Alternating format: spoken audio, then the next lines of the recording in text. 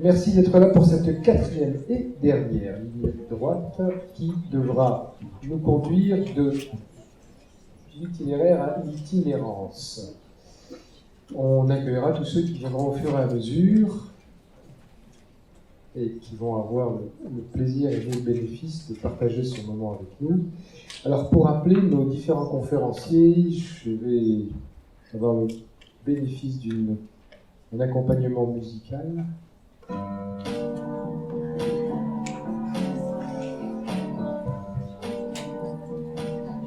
J'appelle Hervé Madé, psychanalyste, directeur de l'EFPP.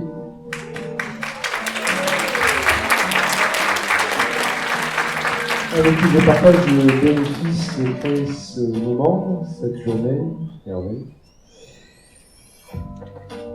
Laurent Vadon, psychologue, directeur du CACI, fondateur, en tout cas, psychologie et police. Merci Laurent.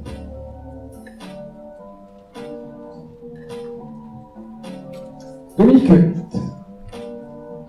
psychanalyste, formateur, psychodramaticien, conférencier. Et enfin, Marc Vernet, psychologue, animateur de groupe d'analyse et hypnothérapeute. Prenez place, si vous voulez. Je serai là où il y a de la place. Et je vais aussi présenter Thierry Boussepsi, avec qui je partage l'organisation de cette journée, de ce salon, et qui est responsable d'une structure CIS assistance, c'est ça? Avec l'accent. Qui intervient dans toutes les situations d'urgence et traumatisme.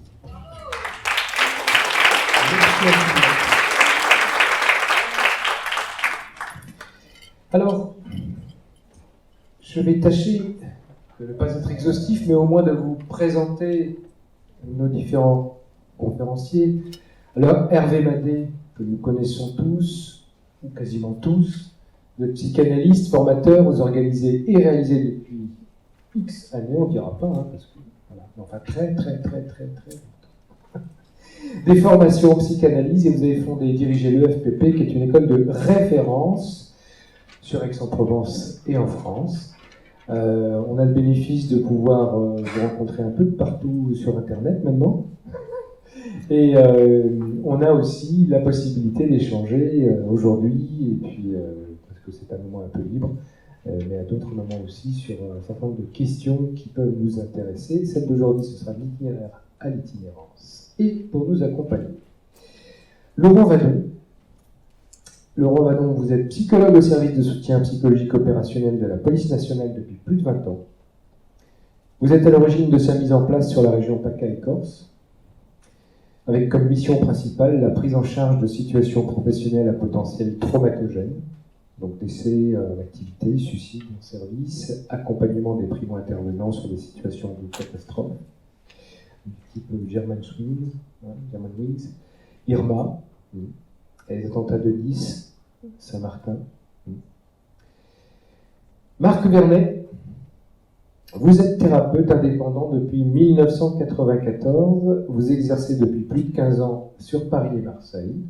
Pas simplement, d'ailleurs, essentiellement. Vous êtes formé à plusieurs thérapies d'urgence et des traumas, tels que le MDR. Vous intervenez dans des situations d'urgence et thérapeutique. Vous faites de la médiation et vous êtes formateur. Vous rencontrez et accompagnez des victimes pour aider au traitement des traumatismes. Dominique Huet, vous êtes psychanalyste, psychothérapeute, formateur, psychodramaticien. Vous avez suivi les séminaires de psychanalyse de Jacques Lacan, de 1975 à 1977, de Leclerc, de 75 à 77, de Claude David, de 78 à 89, les dates sont bonnes. Vous êtes installé en tant que psychanalyste libéral depuis 1995 et spécialisé en alcoolologie. Vous êtes expert auprès des commissions préfectorales de la DSIS et membre du cartel de l'école de la cause freudienne. Depuis plus de 20 ans, vous réalisez des interventions et des formations en psychanalyse et supervision en Europe et sur le continent africain, et notamment pour une fondation que j'ai eu l'honneur de présider. Merci à tous les quatre d'être là. Alors, ce qui nous amène ici, c'est l'itinéraire à l'itinérance. Il est vrai que c'est une question qui va nous inspirer pendant quelques moments. Et puis, j'avais envie de commencer avec Laurent Vadon. Laurent, vous nous dites que le parcours suivi, l'héritage du tracé lié au passage des autres, ce qui se transmet de génération en génération et qui se déroule sous nos pas dans l'indifférenciation initiale, naturelle, puis de la différenciation génétique à la transmission culturelle, vous fait vraiment écho lorsque l'on parle de l'itinéraire à l'itinérance. Sur ce parcours, d'autres s'y sont essayés, aventurés, avant tout, et ont tissé les fils de nos premières expériences. Je vous laisse poursuivre sur ce premier tracé de l'itinéraire.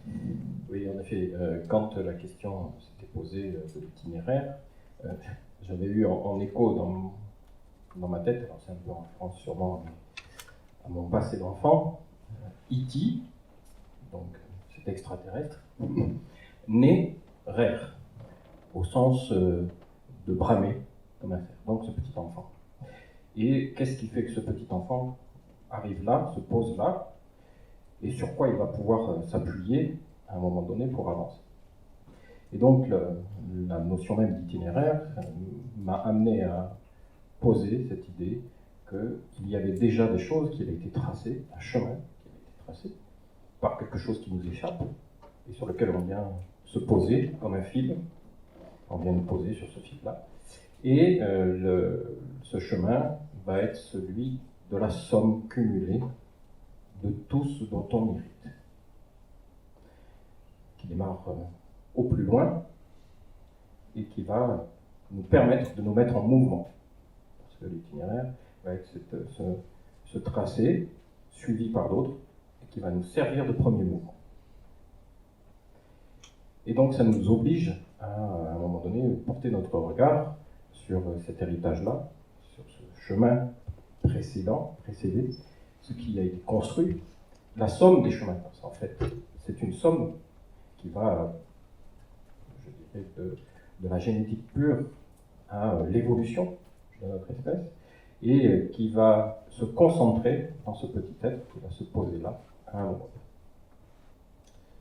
Merci. Hervé Madé. Le petit être en question qui se pose là, de quel itinéraire s'agit-il? L'itinéraire, pour moi, ça évoque deux choses. Je crois que vous l'avez un petit peu dit. Il y a un mélange d'inné et d'acquis. Dans quelle proportion, c'est difficile à définir. Et puis, je ne suis pas sûr que ça soit très intéressant. Mais le mélange des deux, effectivement, définit un itinéraire. Qu'on a l'impression de maîtriser, en réalité très peu, je pense. Il est plus subi que agi, à tel point qu'à certains moments, on en devient patient et qu'on a envie d'infléchir cet itinéraire,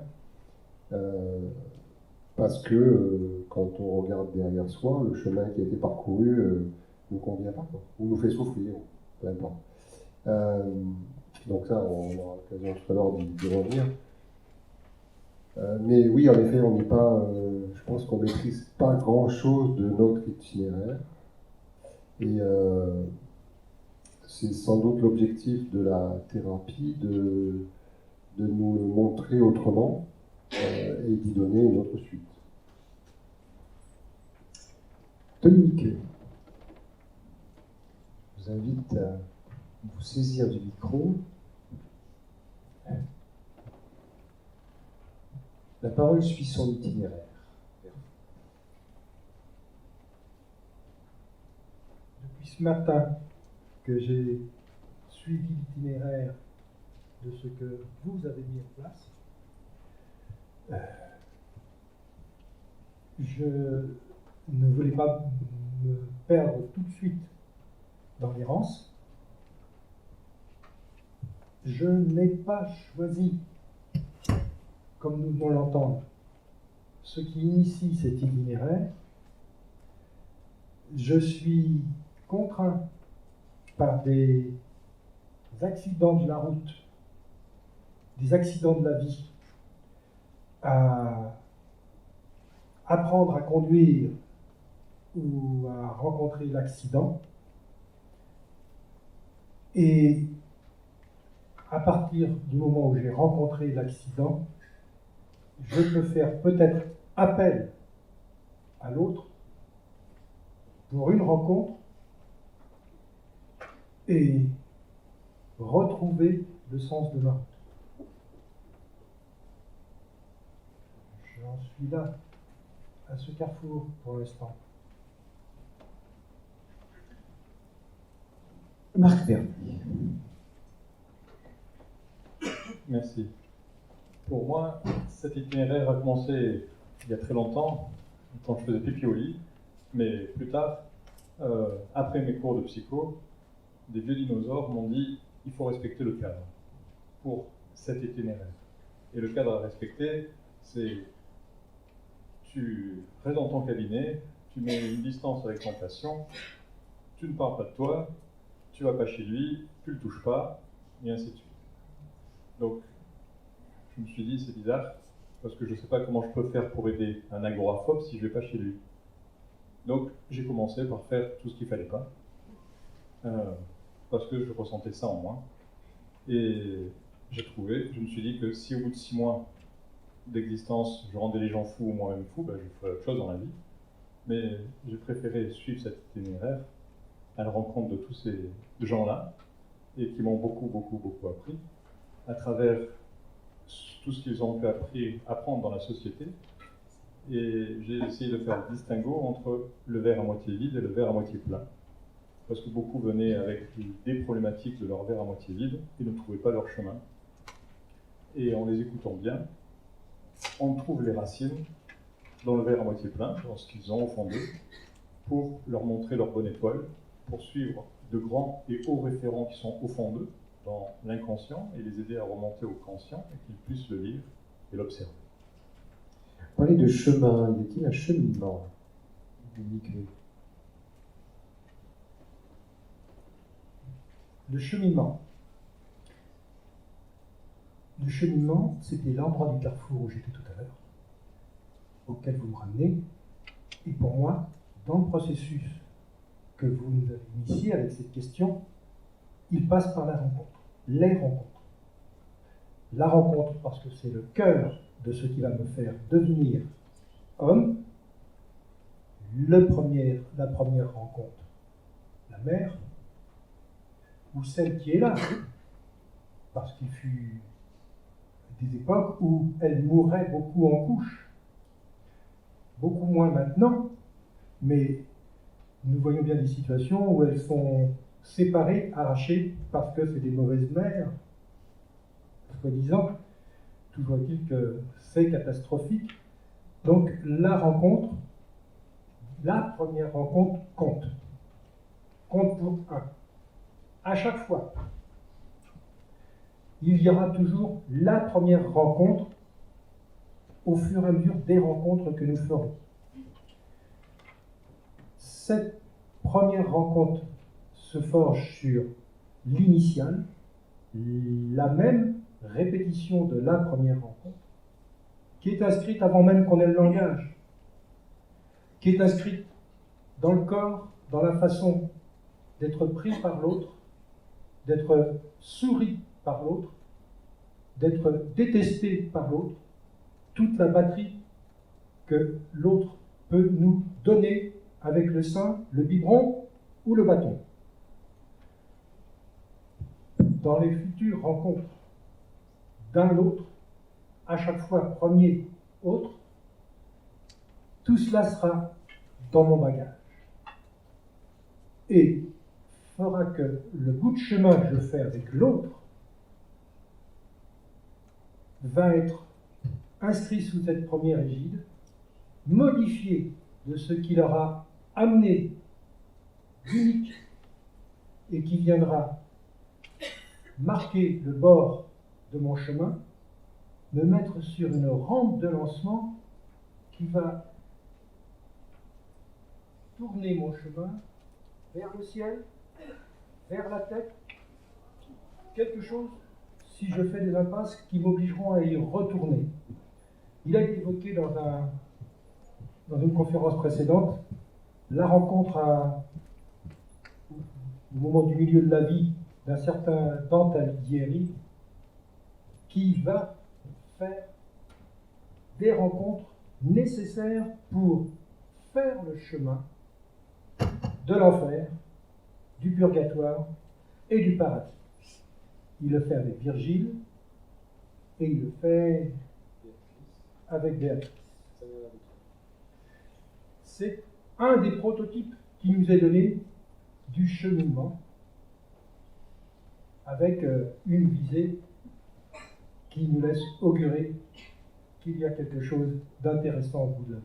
Alors dans cette élévation que vous évoquez à travers Dante Alighieri, dont on sait que le titre initial est la Commedia et non pas la Divina Commedia, puisque la divine viendra avec Pétrarque, qui la qualifiera de divine, il y a dans un premier temps un poète, Virgile, qui est je crois le prénom du fils de un de nos conférenciers, et Virgile, poète, qui va l'accompagner, et puis ensuite Béatrix, son amour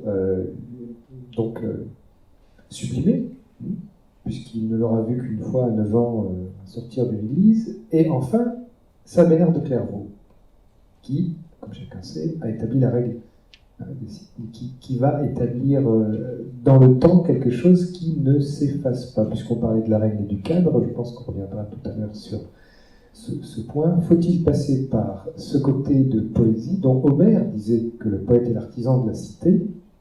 Faut-il s'artisaner en soi pour ensuite passer par l'amour, Béatrice, enfin le sublimer avec Saint Bernard et la règle? Alors, j'entends dans ce cheminement ce que vous laissez évoquer, Dominique Huet. Hervé Madé, est-ce que nous vous confions les 9 cercles? Je me pose toujours la question et peut-être là je vais être à contre-courant, mais tant pis, hein, ce sera pas attendable.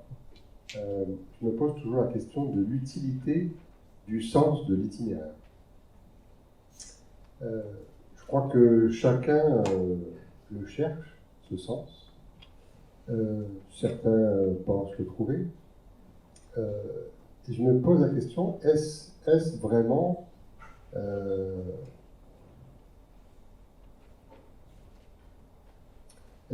vital de le trouver? Est-ce que ne pas le trouver et donc le laisser fantasmatique, c'est pas être le garant d'une forme de vie, quoi.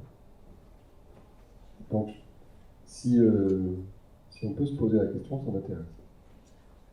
Faut-il trouver ce chemin avant de l'emprunter, alors, ou le reconnaître un peu comme Google à l'avance, ou le découvrir au fur et à mesure? La question se pose perpétuellement, en fait. Donc, il y a forcément une partie de l'itinéraire qui a déjà été faite, et une autre à venir. Et donc, je crois que la question du sens se pose à la fois pour ce qui s'est passé et ce qui est à venir. Dans quel sens écrit-on sens parfois? Laurent Vadon. Alors, je suis assez d'accord sur cette perception, cette façon de concevoir la notion de cheminement. Quand j'évoquais la dimension de l'itinéraire, ce chemin qui a déjà été parcouru, c'est soit parce qu'à un moment donné, il va y avoir une forme d'adhésion, d'adhérence, quelque chose de posé comme ça. Et finalement, si on ne se pose pas la question du sens, peut-être qu'on va le suivre sans porter son regard ailleurs ou autrement. Et le cheminement m'évoque surtout cette possibilité, parce que je me suis mis en route, de chercher mon sens. Alors, Laurent, vous me faites penser à un livre de Synésios de Cyrène, Éloge de la calvitie. Synésios de Cyrène, comme chacun sait, a été évêque. Mais avant de l'être, il a produit ce livre, Éloge de la calvitie, qui est une réponse, en fait, qu'il fait à un certain nombre de personnes, et où il va non pas démontrer forcément, mais surtout jouer sur la représentation qu'on peut avoir de la calvitie et des cheveux. On est donc, à un moment donné, en capacité à produire quelque chose qui va nous fixer. Et aujourd'hui, si on se souvient de Synésios de Cyrène, c'est plus pour ce livre que pour ce qu'il a occupé comme responsabilité au niveau de l'évêché.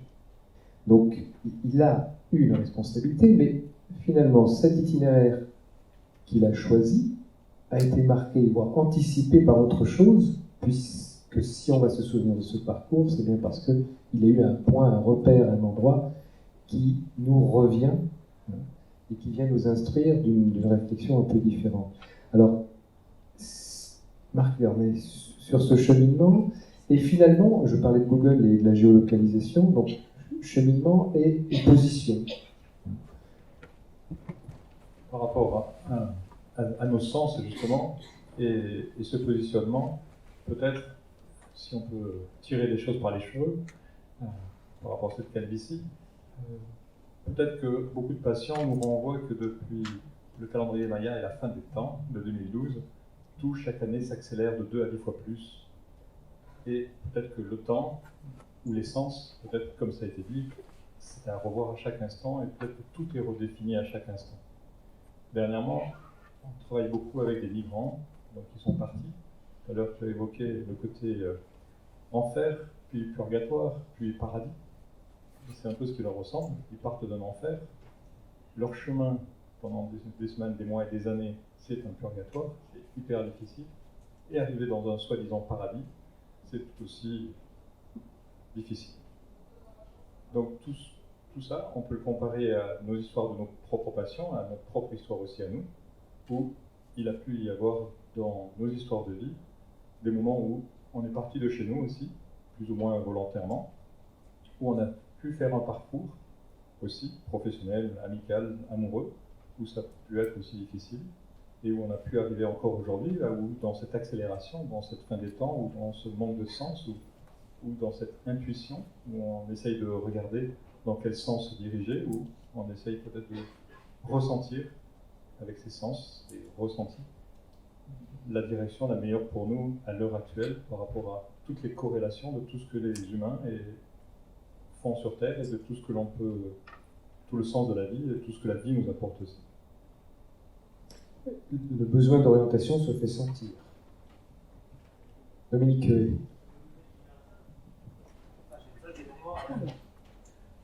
L'essence, le sens, le sentir. Moi-même, j'ai parlé de la façon dont je ressentais, j'éprouvais, j'imprimais en moi avant les mots. C'est une illusion. Puisque je ne sens que ce que je ressens. Et je le ressens parce que ça m'a été dit que c'était comme ça. Si ça ne m'avait pas été dit que ça c'était bon, ou que ça faisait mal, je ferais n'importe quoi de moi. Il y a une rencontre saisissante que j'ai eue lorsque je travaillais en institution psychiatrique. Une jeune fille, jeune femme, que j'ai reconnue ensuite dans des films, pour certains ça évoquera quelque chose, dans un film de Deligny, qui se balançait d'une jambe sur l'autre.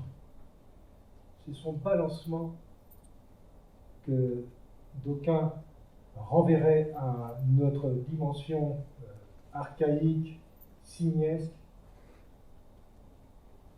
Je l'ai en face de moi, un jour, avec des marques sur le bras. Des marques profondes, des déchirures marquées. Et je la vois faire cela, se mordre profondément jusqu'au sang en nous regardant, cherchant dans nos yeux ceux qui étaient là. Qu'est-ce qu'elle pouvait reconnaître d'émotion pour savoir si ça faisait mal ou si ça faisait bien. C'est ce qu'elle pouvait voir de ce que nous pouvions manifester et dire qui apaisait ou augmentait ce qu'elle sentait, parce que rien du ressenti ne s'était inscrit. Pas d'accès au langage, pas de mots à sa disposition pour dire, et donc chaque fois une expérience nouvelle qui ne prenait pas sens. Son errance, une itinérance continue. Ça laisse des traces, impossible à déchiffrer pour elle, qui marquent l'autre, le thérapeute. Freud nous dit, quand vous recevez quelqu'un de nouveau, oubliez tout ce que vous savez pour accueillir cette richesse. Ça n'est pas forcément à nous d'apporter quoi que ce soit d'une guérison, mais d'être le scribe, l'enregistreur de ce que vient nous dire celui qui, ou celle qui vient quémander du sens à ce qui s'est perdu, ou fixé en elle. Merci Dominique. Hervé, nous parcourons de façon psychanalytique la recherche de sens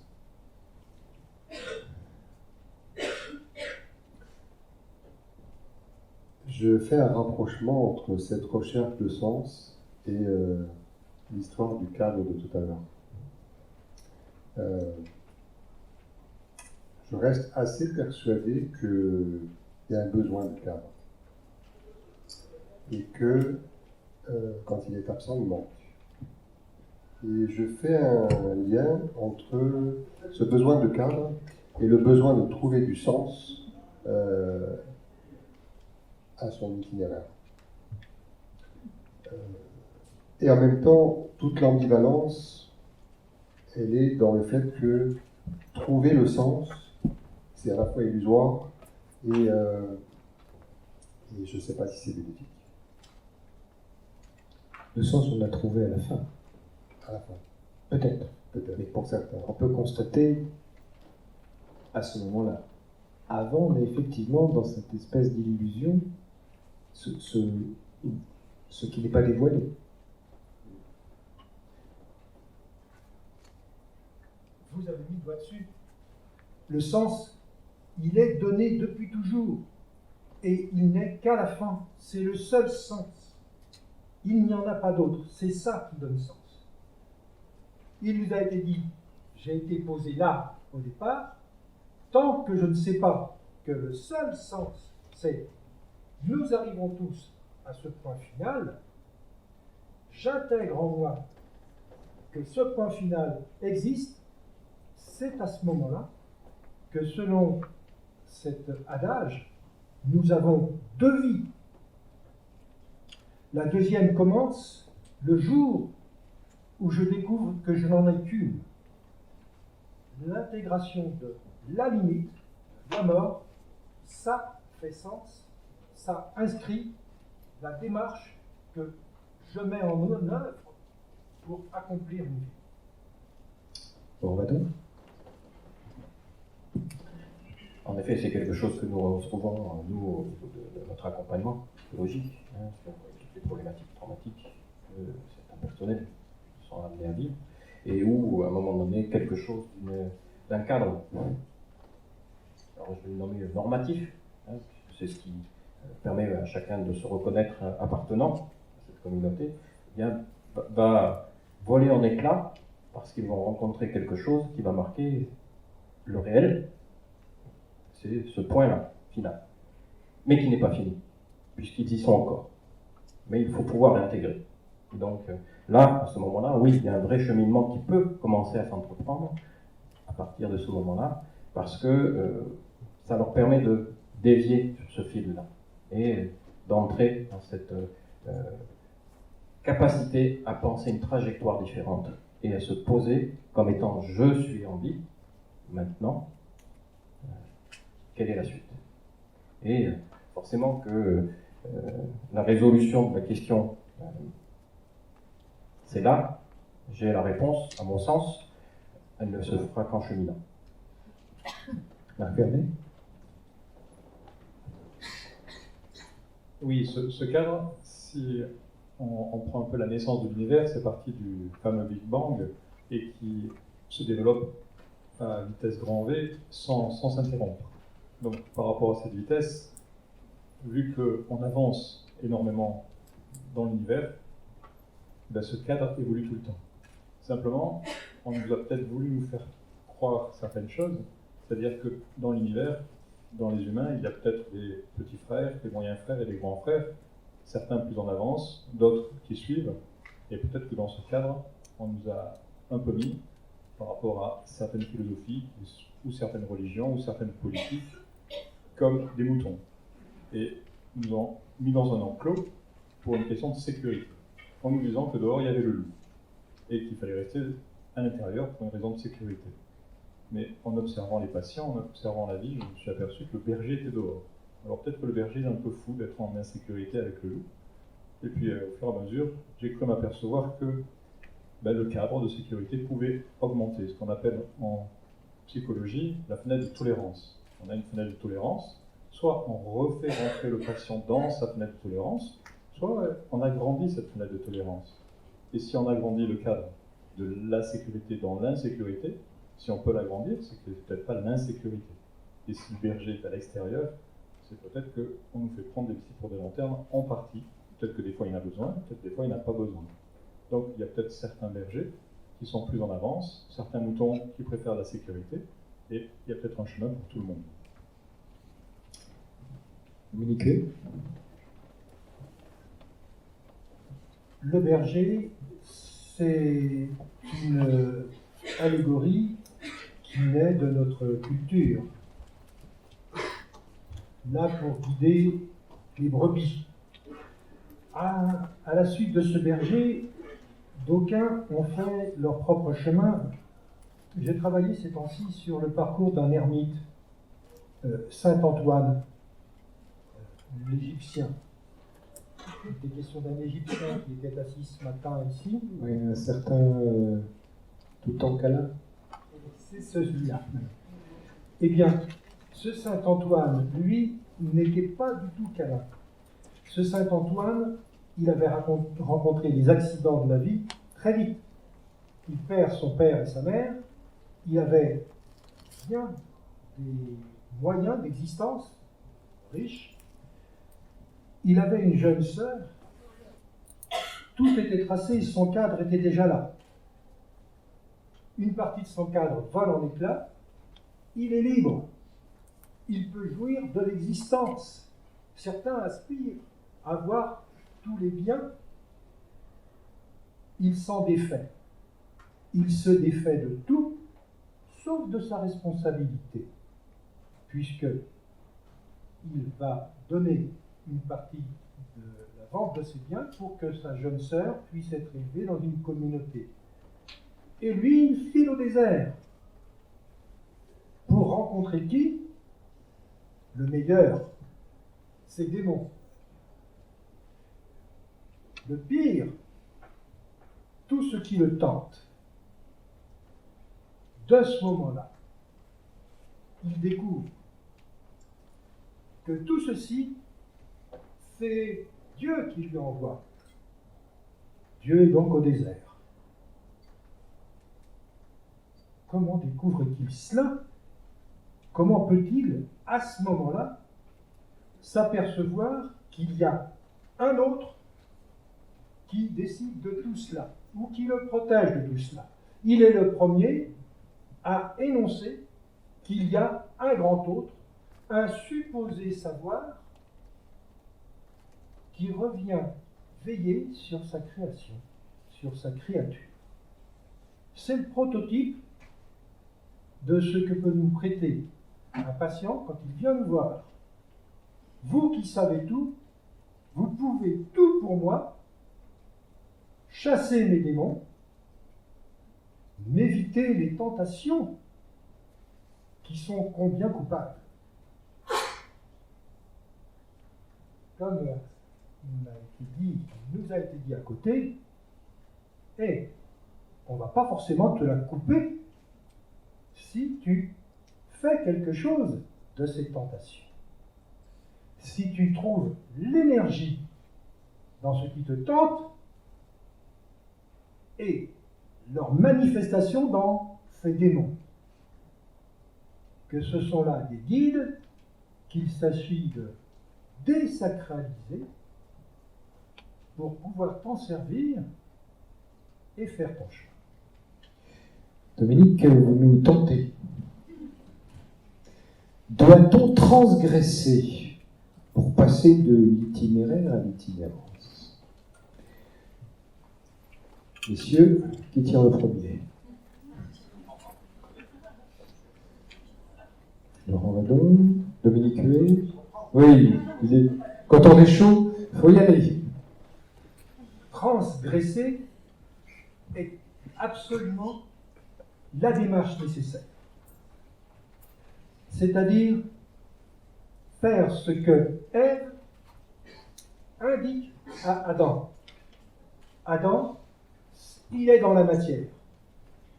Il a pourtant reçu le souffle divin. Mais il préfère être tranquille dans la bergerie.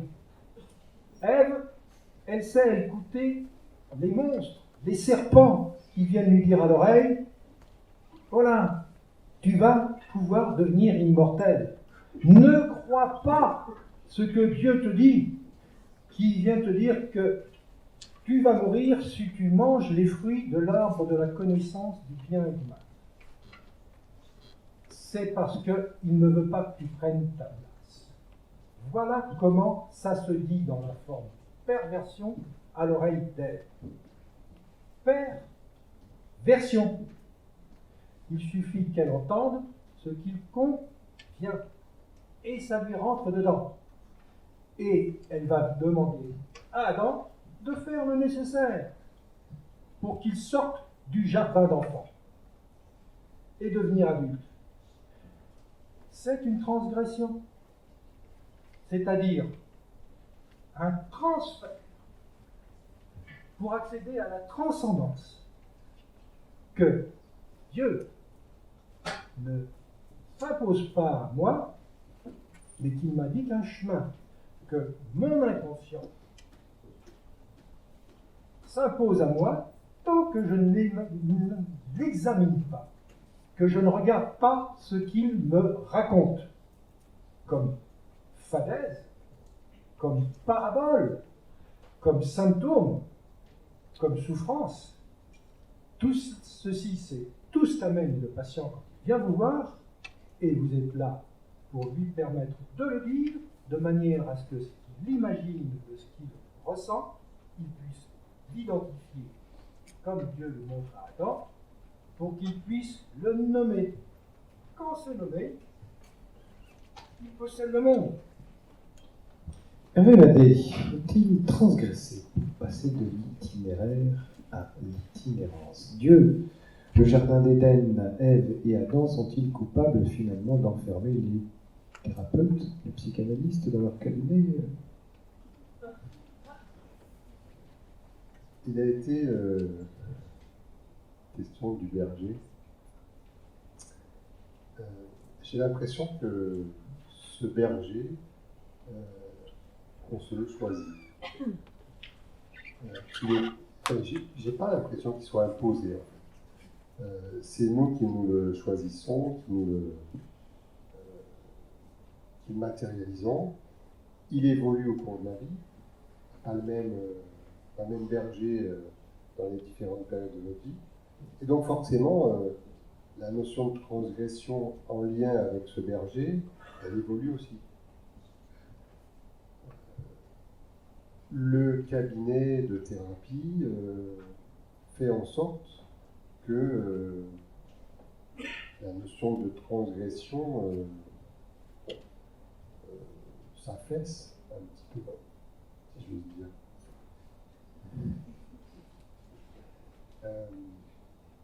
Parce que c'est elle qui pèse en fait sur notre itinéraire. Et à partir du moment où elle se calme, je pense qu'on peut changer d'itinéraire. Ne pas suivre tous les bergers. Alors, le bâton est-il, Laurent Vadin? Et oui, le bâton. En fait, cette dimension de la transgression me fait penser surtout par rapport à l'institution dans laquelle je suis amené à travailler, à la question de la loi, de l'esprit de la loi et l'esprit de la loi. Et c'est le prix de la loi. Et parfois, la transgression nous revient de l'extérieur, quand on est un représentant de la loi, et nous devons nous positionner pour que ça ne transgresse pas. Sauf que parfois, ça fait écho à nous. Et que ceux qui se transgressent à l'extérieur nous agressent, nous, parce qu'on sent bien que ça fait écho à ce qu'on aimerait transgresser. Et ça met à ce moment-là la personne en situation de souffrance. Et au-delà du plaisir peut-être à la transgression, effectivement, ça fesse beaucoup. Parce que ça donne comme une sanction.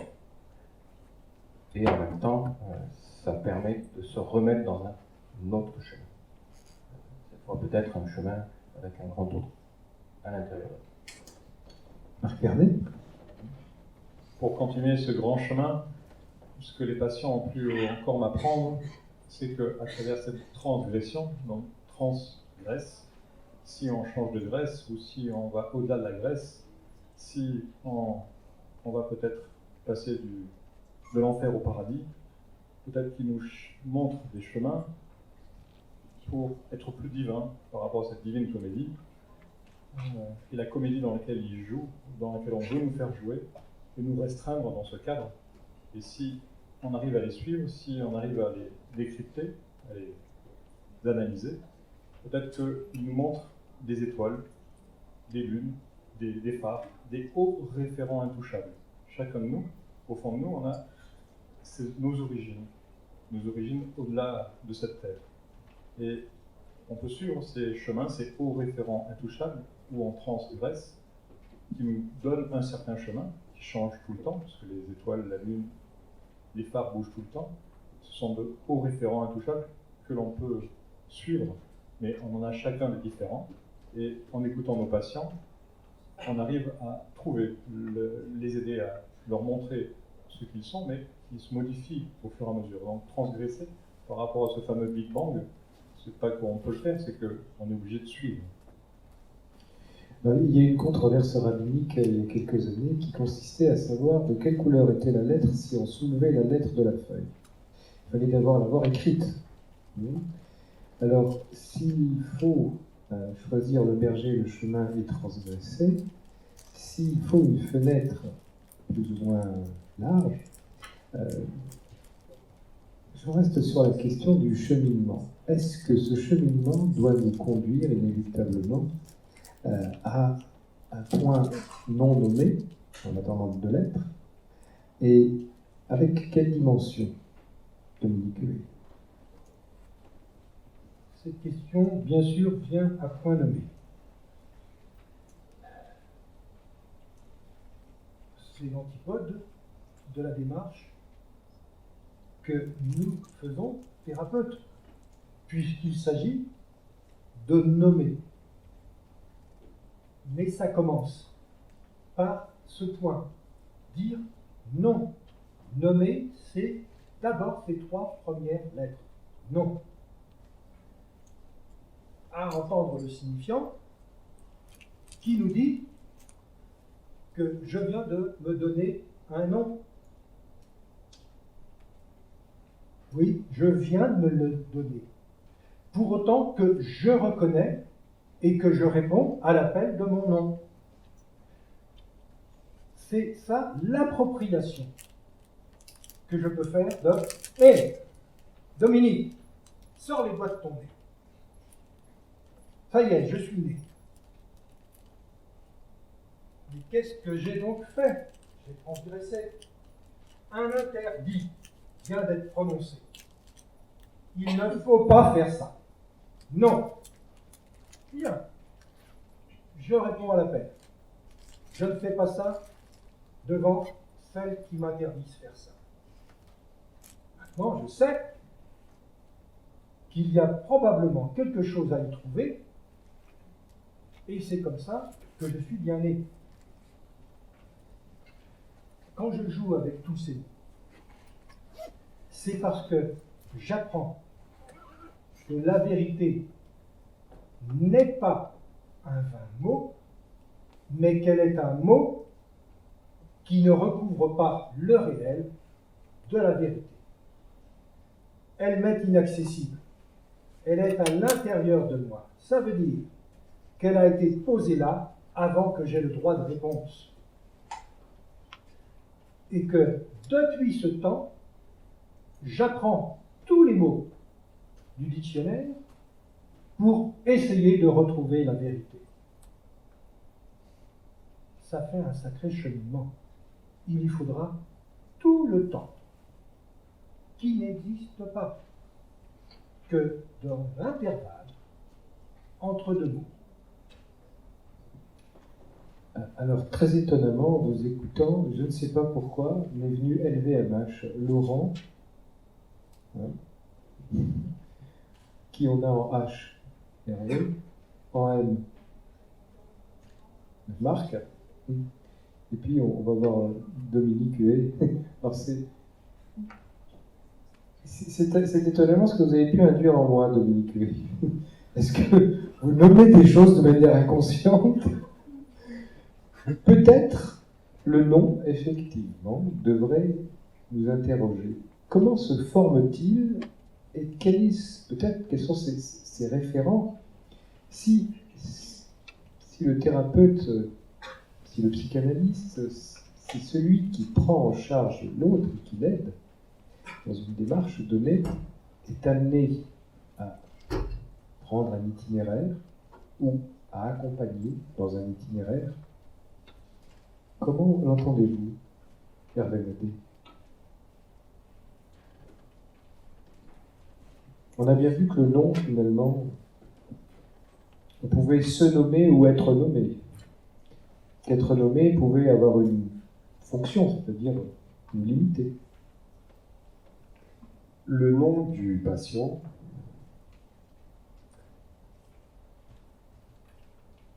il vient pour s'en libérer.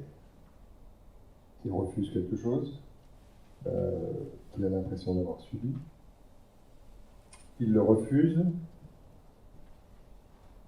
et il espère que quand ce nom sera connu de lui,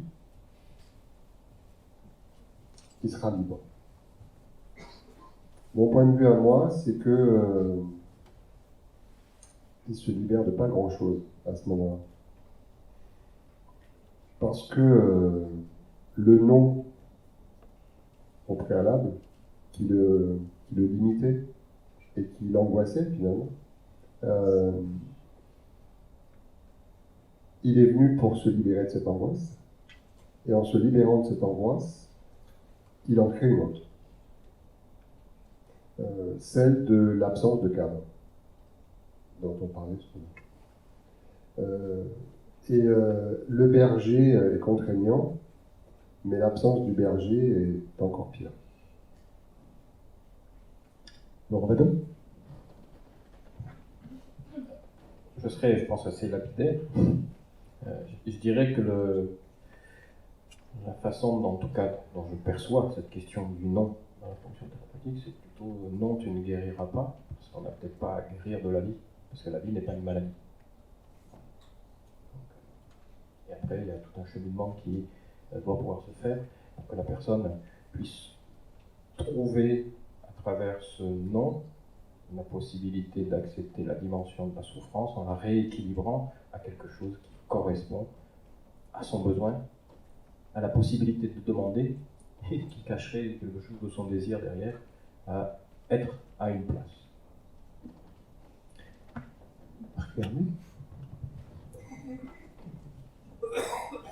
Par rapport à ce non, lorsque le patient arrive, souvent il vient dans un état de mal-être. Et donc, on voit avec lui, dans son ressenti, par rapport à ses sens, par rapport à ses possibilités et indisponibilités, ce qu'il pourrait mettre en place. Donc, dans un état de mal-être, par exemple, il y a des exercices qu'il peut mettre en place et qui vont le faire un peu changer, mais de le danser en vain. Mais vu le nombre d'années qu'il a de ce mal-être, le mal-être revient. Mais il est têtu, donc il remet à nouveau un autre exercice pour mettre en place. Mais le mal-être revient et il recommence parce qu'il est encore têtu. Et au fur et à mesure, le positif augmente, mais le mal-être revient. C'est-à-dire qu'on s'aperçoit qu'il revient beaucoup plus tard et il remet du positif. On s'aperçoit que plus on remet de positif, plus on va dans un sens qui nous est profond par rapport à ce berger ou ces référents qui sont intérieurs, et plus il a mis de l'eau dans son vin et il trouve une nouvelle direction. Mais comme on agit tous en même temps, cette nouvelle direction doit s'affiner avec les autres au fur et à mesure. Donc elle change tout le temps. Donc le non est tout le temps présent, mais il cherche tout le temps une nouvelle direction vers son oui à lui. C'est un peu comme les corrélations qu'on apprend en psychologie. Donc tout se corrèle et à chaque instant, la vie nous montre le chemin. Donc elle nous montre. Des fois, nous en Occident, on se dit victime, comme si on ramassait une claque. Et peut-être qu'il faut le voir à l'oriental, c'est pas nous qui ramassons une claque, c'est pas nous qui étions victimes, c'est nous qui progressons et qui arrivons sur une information, comme on l'a évoqué tout à l'heure. Donc c'est pas que je suis victime de quelque chose, mais je progresse et l'information m'est donnée que pour aller de tel point à tel point, il faut que je tourne un petit peu. Alors, dans la question rabbinique que j'évoquais tout à l'heure, c'est bien que, non pas la couleur qui était finalement importante, mais bien la façon dont on soulevait la lettre. Ce que vous le dites là, comment on va à la rencontre finalement de ce qui est attendu. Espère peut-être Dominique Huette. Moi, j'espère boire un bon verre de vin. J'ai besoin d'eau. Je suis né d'une source, mais j'apprends à aimer le vin. Je dis vin, bien entendu. Et ça n'est pas en vain que je peux me mettre au travail de planter la vigne, de la tailler, de cueillir du grappe, de ressentir l'aigreur et de favoriser les sucres et le sucre. Quand je dis cela, c'est parce que dans la salle, j'ai un frère de santé, de beuverie, qui saura se reconnaître, avec qui je peux partager le vin. L'itinérance, ça vient nous dire la dépression, ça vient nous dire c'est vain. Le divin vient nous dire tout n'est pas perdu. Si tu plantes ta vigne, tu pourras partager le vin avec tes frères.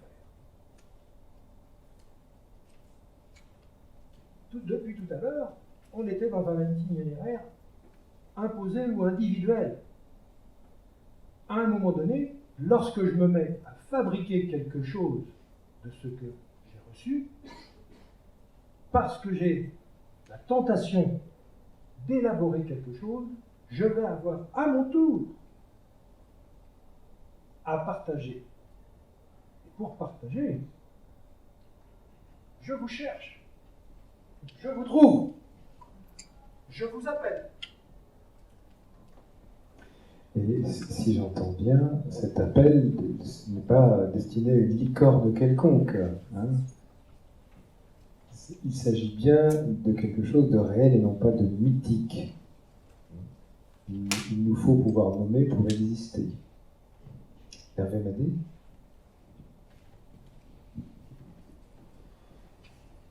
Je reviens sur cette histoire de cadre. Le mal-être, je pense que le mal-être,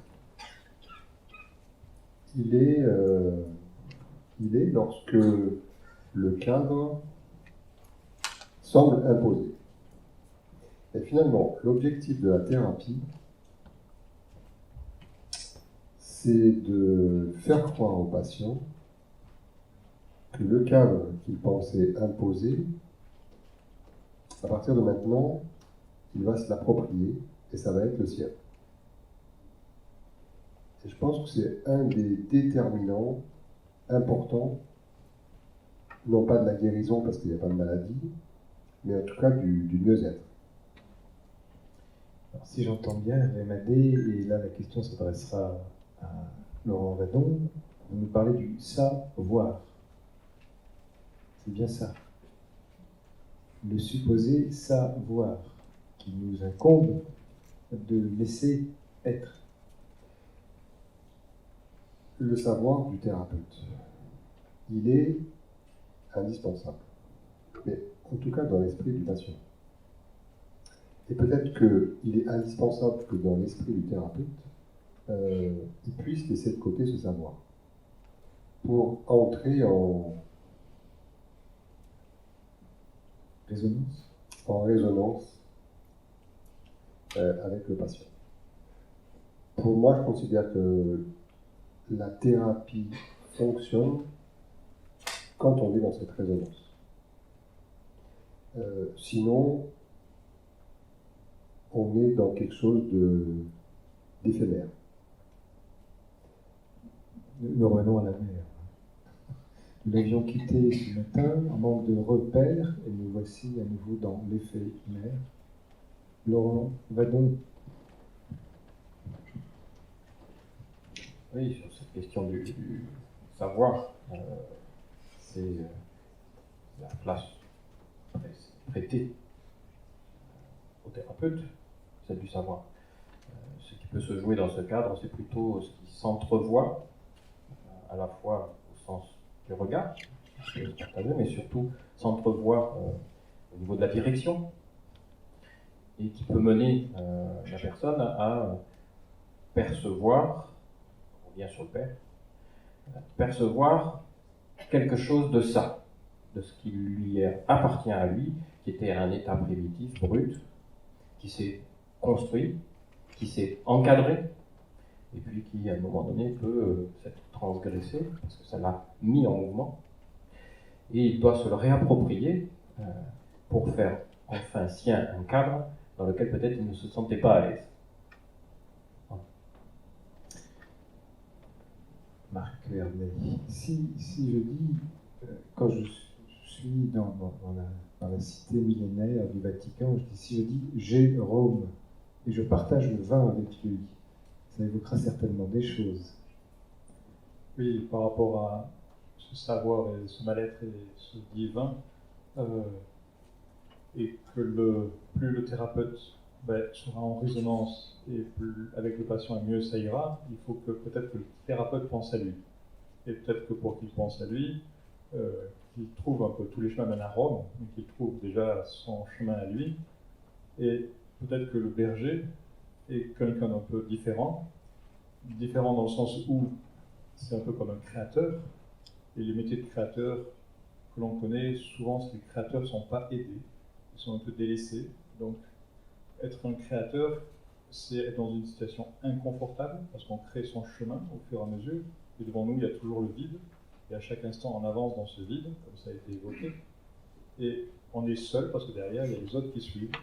Donc peut-être que ce berger doit se faire sien ce côté de solitude et ce côté d'inconfort.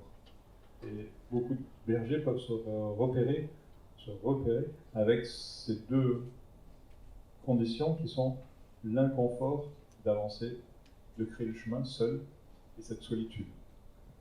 Et c'est ce chemin vers Rome qui évolue à chaque instant et qui permet à c'est que le thérapeute soit toujours moderne, toujours nouveau, et toujours à trouver un patient comme à chaque séance, comme si c'était la première fois qu'il venait, pour pouvoir trouver un nouveau chemin au fur et à mesure. Alors si la transgression s'affaisse, c'est que le chemin est pavé de bonnes intentions, du moins on espère. Jusqu'où va-t-on? Jusqu'où va-t-on, Dominique? Eh bien, on va, comme ça nous est demandé, à l'enfer me ment. Puisque ça nous est promis. Et bien sûr, c'est un mensonge. C'est le songe, le désir de maman. De nous dire, si tu vas là, tu vas en enfer. Il fallait bien qu'elle ait osé aller en enfer pour que je puisse venir à naître. Pourquoi dire ça? Parce que c'est l'enfer qui amène ceux qui viennent nous consulter. C'est quelque chose qui gêne aux entournures ou quelque chose qui les martyrise, qui les fait souffrir. Si je ne connais pas l'enfer, si je n'y suis pas allé personnellement, comment puis-je être leur Virgile? C'est nécessaire que je sois Virgile, c'est-à-dire que j'ai de la lettre, pour pouvoir entendre ce qu'ils ont à soulever de la lettre qui est marquée derrière leur tête. Le messager. Ils sont messagers d'une défaite ou d'une victoire qui ne leur appartient pas. Pouvoir leur permettre de lire ce qui est écrit, non pas au fronton, mais derrière eux, c'est-à-dire dans les générations précédentes, c'est leur donner leurs moyens de s'en affranchir. Et que la lettre soit retournée à l'envoyeur, qu'ils puissent écrire leur chemin. Hervé Madé, le cadre, la lettre, jusqu'où va-t-on? Dans cet itinéraire qui finalement est une itinérance. Justement. Je pense que le patient a à accepter d'oublier son itinéraire et a à accepter aussi d'être dans l'itinérance. Son itinéraire, s'il est là, c'est que son itinéraire ne lui convient plus ou ne lui a pas convenu.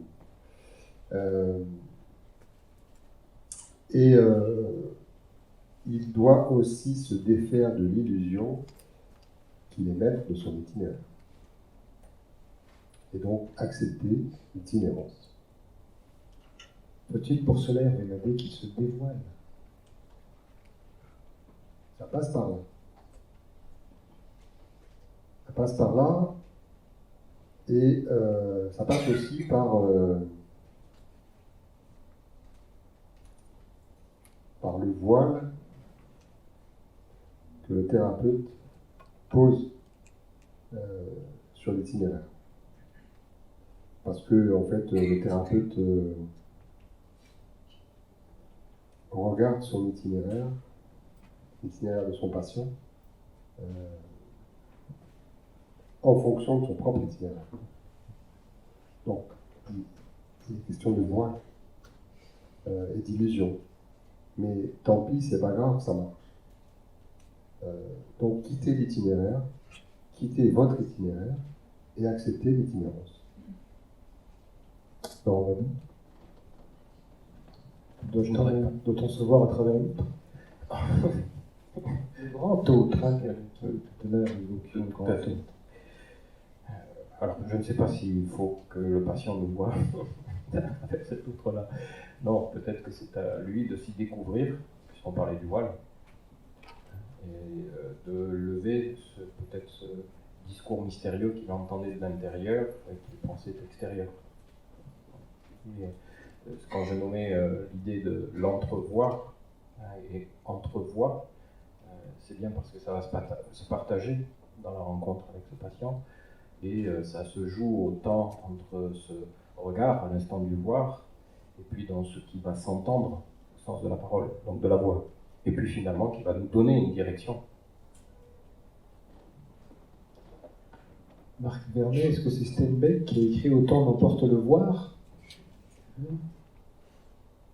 Oui, on peut voir dans ce lâcher-prise, justement, quand on amène le patient nous-mêmes, si on est passé par là, par cet enfer, dans ce fameux lâcher-prise, et c'est cette direction. Donc, le lâcher-prise permet d'enlever tous les préjugés, tous les concepts, et de pouvoir avancer avec ce berger, ses références, ses étoiles. Donc on peut, dans ce lâcher-prise, avoir plus de possibilités pour regarder les nouveaux chemins qui s'ouvrent et être moins extrémiste, être plus sensible et avoir ces sens et cette reconnaissance envers cette vie qui nous amène souvent les directions, les chemins, les solutions, si on est ouvert à être un serviteur, si on est ouvert à ressentir, et peut-être par rapport à ce paradis, c'est-à-dire que les gens, souvent les patients, quand on leur pose la question, ou quand ils nous disent ce week-end je vais dans mon paradis, c'est je vais sur mon île déserte, ou je vais dans ma chambre, ou je vais en famille. Et s'ils prennent leur téléphone avec eux, ils sont d'accord pour sortir de leur paradis, qui dure 2 jours, 48 heures, 1 heure, que si c'est un appel à l'aide de quelqu'un de leur famille. Sinon, ils ne sortent pas de leur paradis. Et peut-être qu'on est venu dans ce lâcher-prise pour un appel à l'aide. Le thérapeute, lui, semble être en voyage permanent, en itinérance, en soi, avec l'autre. Et en tout cas, le paradis quitté, où va-t-on? Vers quelle itinérance aspire-t-on? Dominique. Là, c'est la différence qu'il peut y avoir entre la terre promise, de la thérapie qui vise un but, et le chemin ouvert de ce qu'offre une analyse, c'est-à-dire une dissolution de ce qui était écrit sans que je l'aie choisi. Choisir son thérapeute, c'est se fixer à cet instant-là,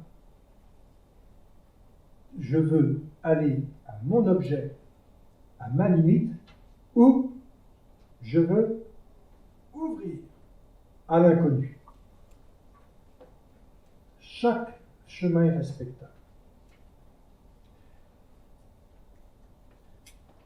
Mais pour cela, il ne faut pas forcément lâcher prise, mais prendre la main.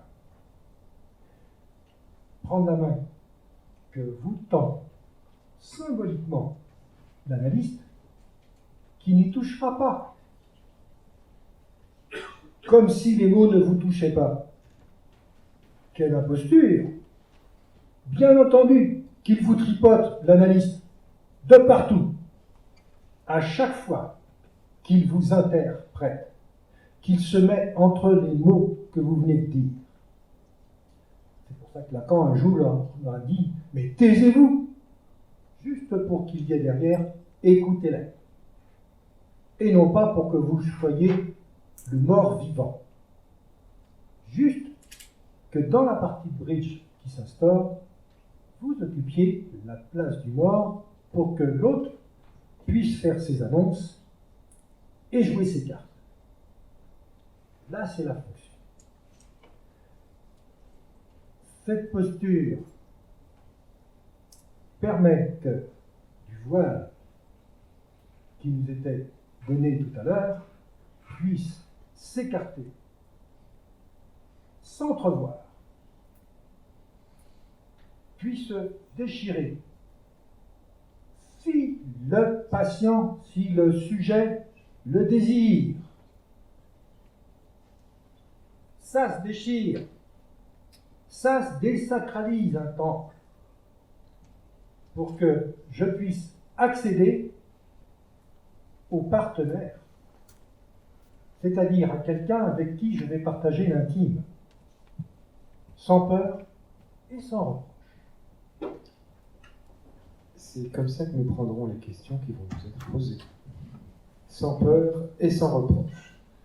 Alors nous vous invitons à profiter des quelques minutes qui nous restent. Si vous avez des questions, je vois des mains qui se lèvent, donc on va, si on peut faire circuler un micro derrière, déjà. Je vous remercie. Et bien sûr, messieurs, je vous laisse l'oreille et la parole. Oui, à vous écouter par rapport au berger avec son bâton, berger guide, je pensais moi plutôt à la voix du berger, avec l'équivoque évidemment de la voix qui me semblait important. Et puis un autre point, vous avez beaucoup parlé d'itinéraire, d'itinérance, évidemment, sur des couples signifiants, on a l'errance. Et je pensais plutôt, non pas au paradis et à la traversée du paradis qui peut-être s'inverserait en enfer, mais plutôt à Kafka, donc au labyrinthe. C'est-à-dire que finalement, on peut concevoir une vie en effet sans sens, en tout cas sans sens supposé, sinon ce qui a été écrit, ce qui a été déjà déposé en nous, comme écrit évidemment, comme inconscient, mais plutôt comme une errance dans un labyrinthe où finalement le but c'est de s'apercevoir qu'il n'y a rien, qu'il n'y a pas de sens en soi à la vie, que c'est ça finalement, un rien au bout du chemin. Hervé Madé, Laurent Wadon, Marc Vernet, Dominique Huet, le bout du chemin, le labyrinthe. Le sens nous est donné, nous l'avons dit. L'itinérance, c'est pour autant que je ne sais pas voyager dans le labyrinthe. N'oublions pas que l'autre nom du labyrinthe, c'est le dédale. C'est-à-dire que c'est un nom. Il ne l'a pas fait par hasard, dédale, ce labyrinthe. Il l'a fait pour permettre le refoulement. Pasiphae s'était unie à la bête, tellement séduisante lorsqu'elle était délaissée d'amour. Il en surgit un minotaure, un monstre, mi-animal, mi-humain. Elle n'accepte pas de le reconnaître, le fruit de son désir. Il est caché au fond du dédale. Il y faut de nouveau l'amitié et l'amour. Thésée ne veut pas perdre son ami qui va être donné en offrande à la bête. Il se présente au labyrinthe. Ariane, subjuguée par son courage, lui donne le fil, le lien qui va lui permettre de ne pas se perdre. Il va parcourir, cheminer le dédale pour faire venir à la lumière Lux, LVMH. Lux pour que le minotaure s'évapore. Le parcours du labyrinthe. Dédale le connaît, il en a le secret. C'est quoi? C'est de le parcourir, de s'y enfermer et de sortir par le haut. Merci. Alors, si une question reste en suspens, vous pouvez nous la confier. Mais si toutes les questions ont été élucidées à la lumière de ce luxe d'interprétation et de réflexion, alors je vais proposer à chacun de nos conférenciers, excusez-moi, caché au fond, en hauteur, je finis par vous discerner. Non, on va vous passer un micro, comme ça on pourra vous entendre sans que vous ayez besoin de hausser la voix. Merci beaucoup. Merci. C'est pour Hervé. Vous avez dit que le patient, finalement, il ne peut pas se passer du berger à la fin.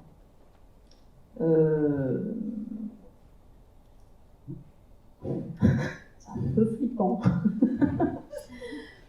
Moi, j'ai déjà vécu cette grande dépendance, en fait, à ma thérapeute. Donc ça résonne énormément et c'est vrai qu'il y a des moments où je me dis, est-ce possible, en fait, de se passer de sa thérapeute, de son thérapeute? Est-ce que le fait de devenir analyste, enfin, d'ailleurs, c'est ce que disait Lacan, ça n'est pas un moyen de rester en contact éternellement avec son thérapeute? C'est une question.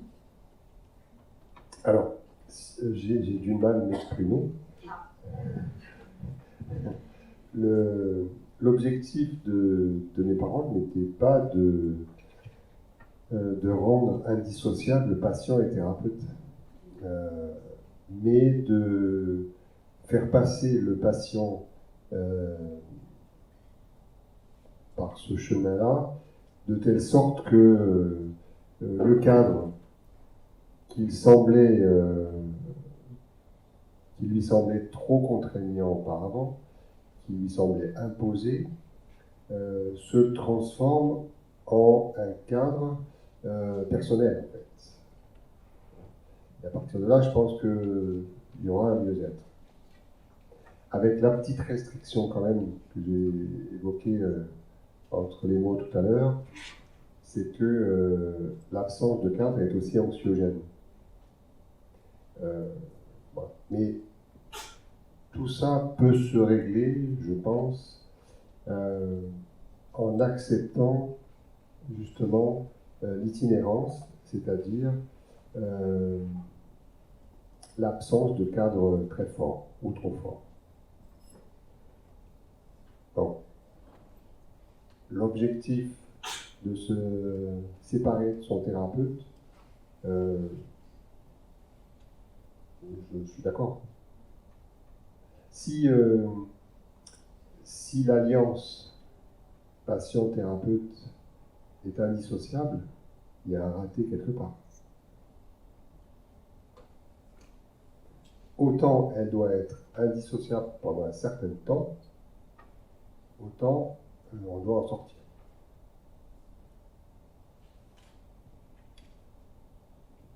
Merci. Hervé. Une main plutôt qu'une question. Oui. On vous porte pour cette main levée un micro. Bonjour. Je voulais vous demander tout simplement si j'ai bien compris le rôle de berger en tant que thérapeute. Est-ce qu'il peut y avoir aussi l'inversion? C'est-à-dire qu'on est normalement synchronisé, on nous demande d'être synchronisé avec le patient. Et là, la question qui vient d'être posée, justement, quand c'est trop, qu'on est trop synchronisé, justement, et que la personne est en attente vraiment d'une thérapie qui croit qu'il va l'aider, parce que j'ai bien compris que par moment, on ne peut pas toujours aider les gens, il faut aussi qu'ils le veuillent. Et moi, aujourd'hui, ma question, c'est est-ce qu'on le laisse dans le dédale un moment, et puis intervenir quand c'est vraiment utile pour la personne, ou on va vers justement ce questionnement de se dire, est-ce que là, moi, je peux encore quelque chose?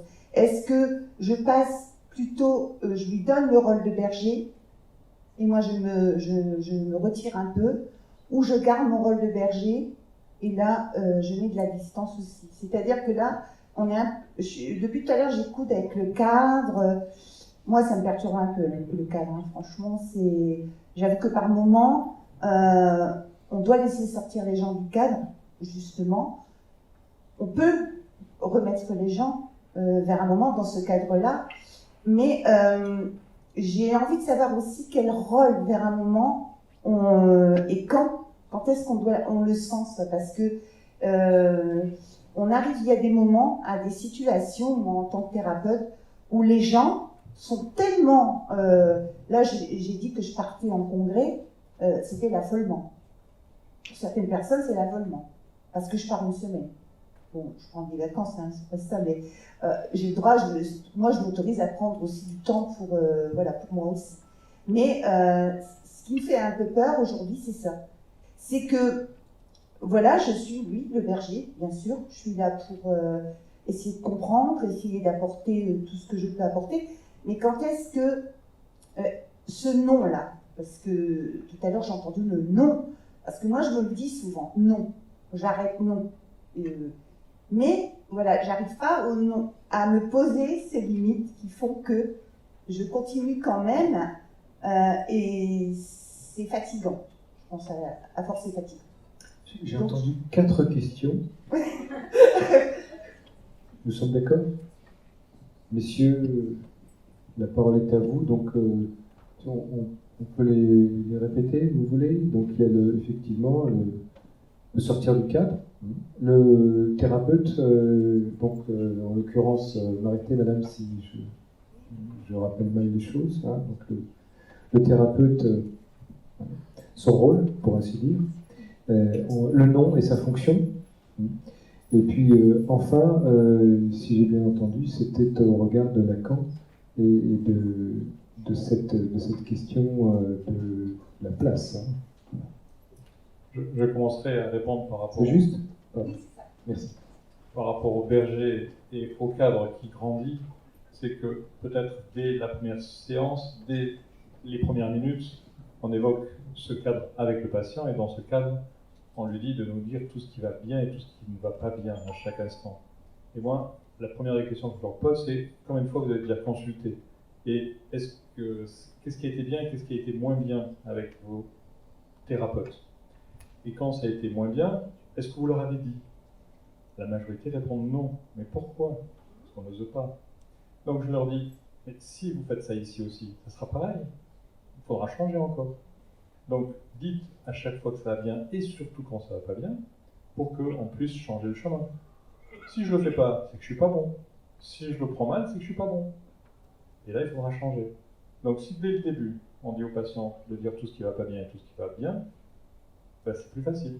Et en même temps, on peut rajouter, ne vous inquiétez pas. Si ça va pas, je le verrai et je vous le dirai. Et donc, en mettant ce cadre dès le début, ça permet à ce que le patient on puisse ne pas tourner en rond, mais c'est sûr que à chaque instant, il est patient et il est berger, puisque c'est lui qui nous apprend son chemin. Et on lui montre ses référents, ses étoiles, ses hauts référents intouchables pour qu'il puisse trouver son chemin. Et comme tout se réactualise, tout se recalcule à chaque seconde, la fois d'après, même pendant la même séance, on peut reposer la question, mais pourquoi vous venez? Et au fur et à mesure, quart d'heure par quart d'heure, la personne va changer, affiner sa question. Merci Marc Vernet. Qui prend la suite? La dépendance. La fusion, ce sont des moments obligatoires, nécessaires. Pourquoi? Parce que nous sommes nés comme ça. Nous sommes nés prématurés, dépendant de celle qui va prendre soin de nous et qui va en abuser. Pourquoi? Parce qu'en plus de nous donner la vie, de nous donner le sein, de nous faire la protection, elle va se mêler de nous parler. Et c'est ça qui sauve. Puisqu'elle nous donne le nom, et que je vais finir par répondre à ce nom, ça va créer mon indépendance. Parcourir les noms auxquels je réponds permet d'accéder à cette dépendance originelle, arriver à « ça ne vaut rien que d'y revenir ». C'est là dont je suis parti. Maintenant, ciao! Je m'en vais, je pars. Encore quelques minutes, Dominique. Sur Hervé Vallée, sur les deux questions en suspens. Alors, il y avait le thérapeute, son rôle, puisqu'on a vu la place avec Dominique Huet et on a vu le cadre avec Marc Berger. En tant que thérapeute, l'éphémère du père, j'ai. Mais il ne faut pas que cet effet se prolonge. Il doit rester éphémère. Il doit absolument être éphémère, mais en même temps rester éphémère. Si ça ne se passe pas comme ça, encore une fois, c'est qu'il y a un raté. Et on peut se poser la question si la dépendance n'est pas bilatérale, en fait, à ce moment-là.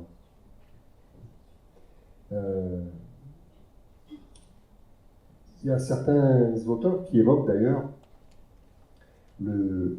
pour le thérapeute, une forme de blues à la fin d'une thérapie très longue. Ça remet en question toute la place du thérapeute, tout son investissement, tout son fantasme aussi de réussite, qui ne devrait pas être, mais qui est quasiment obligatoire. Donc c'est ce genre de questions qu'il faut se poser, je pense, quand on est thérapeute. Le nom ayant été abordé également précédemment. Dernière question. Oui, je vous en prie. Prenez le micro afin qu'on entende ce qui rebondisse réellement. Je peux parler fort, hein? Non, prenez le temps de parler doucement. On vous écoutera avec attention. Merci à vous.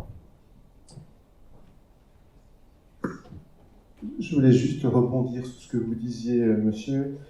Vous nous disiez à l'instant donc que nous étions en effet prématurés, dépendants de la mère, puisque nous sommes livrés à ses soins pour notre survie. Et vous nous disiez exactement, elle nous donne la vie, elle nous donne le sein, mais elle nous donne aussi le nom, elle nous donne le signifiant.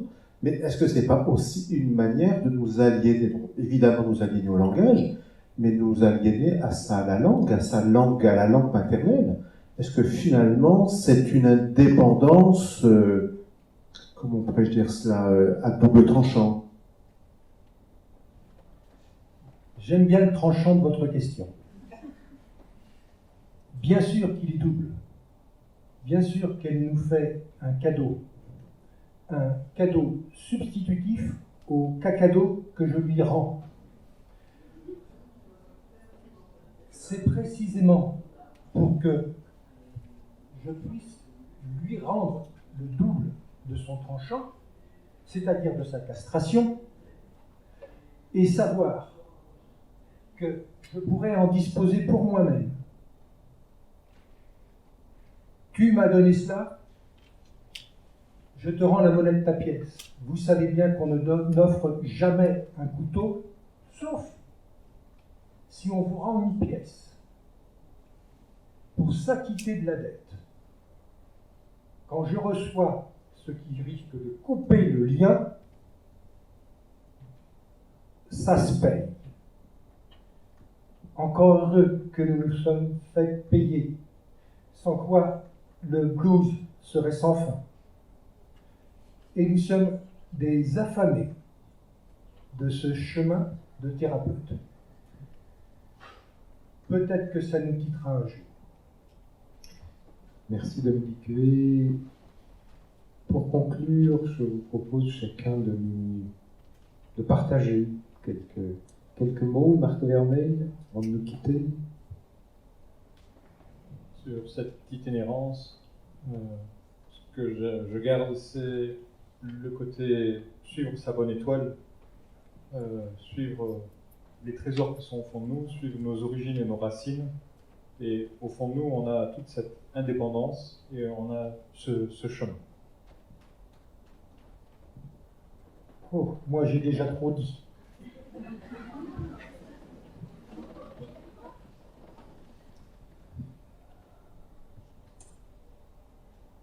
L'itinérance est très ambivalente. On a vu tout à l'heure qu'elle pouvait être rassurante, libératrice d'un cadre qui semblait imposé. En même temps, elle est anxiogène. Peut-être que l'objectif, finalement, pour tout humain, c'est d'accepter cette itinérance avec sa dose d'anxiété. Voilà en gros ce que je voulais dire pour terminer.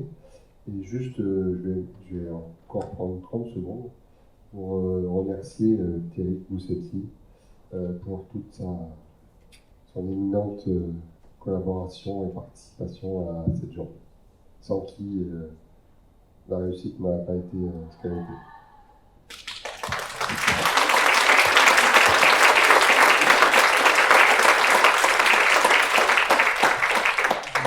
Merci Hervé. Je vais passer la parole à Laurent et puis je ferai un petit tour d'horizon avant de te repasser la parole pour sceller la fin de cette journée. L'itinéraire, je le nommerai par la notion d'héritage que l'on peut transformer. L'itinérance plutôt comme l'appartenance. Qu'est-ce qui va signer mon appartenance? Et peut-être que cette errance, ce temps-là pris sur ce chemin, doit nous permettre de mieux percevoir que nous appartenons à la vie et pas forcément à ce dont nous sommes héritiers par déterminisme. Et en conclusion, de façon un peu triage, je reprendrai un mot d'Oscar Wilde qui disait que la mort est un manque de savoir-vivre. Oui, c'est assez juste. Avant de nous quitter, je voudrais d'abord remercier David Etienne Barbe qu'on n'a pas vu, un certain nombre de personnes qui se sont occupées de la journée, qui l'ont préparée, qui ont permis de la réaliser, et puis tous les conférenciers qui sont venus sur le premier moment de conférence de la parole et du chemin, Michel Delage, Viviane Adoré, Alain Joseph Seton. Sur le second, sur s'itinérer, comment donner du sens à ce qui se construit, Philippe Pincalé, Audrey Rizzarello et Alain Zulli. Sur de l'initiation à l'évolution, comment être en chemin, Claire-Marie Abarca, Christophe Hague, Jean-François Noël et Eudes Séveria. Enfin, sur de l'itinéraire à l'itinérance qui est venu clore cette journée, Dominique Huet, Laurent Vadon, Marc Vernet et Hervé Madé. Il y a eu 48 ateliers de mémoire qui se sont déroulés pendant la journée, un certain nombre de rencontres qui ont pu être organisées, la librairie Goulard qui, pour la deuxième année consécutive, est venue et nous a permis d'offrir un espace de découverte d'un certain nombre d'ouvrages, mais aussi de dédicaces. Faire une journée comme celle-là, c'est une volonté, et si elle se fait par le FPP, Hervé Madé et 6 assistances avec ma petite personne, elle le doit aussi à la présence de tous les conférenciers qui ont travaillé bien en amont pour être là, à tous ceux qui ont organisé et qui ont couvert cette journée par des films et des photos, et que vous pourrez retrouver évidemment sur le site de l'FPP et le site de 6 assistances, probablement aussi sur YouTube si je ne me trompe pas, Hervé. Alors, demain c'est la fête des mères.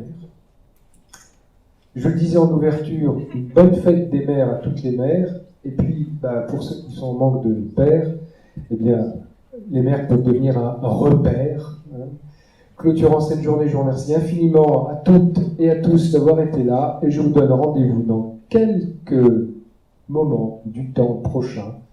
Il semble que ce soit dans un an. À bientôt.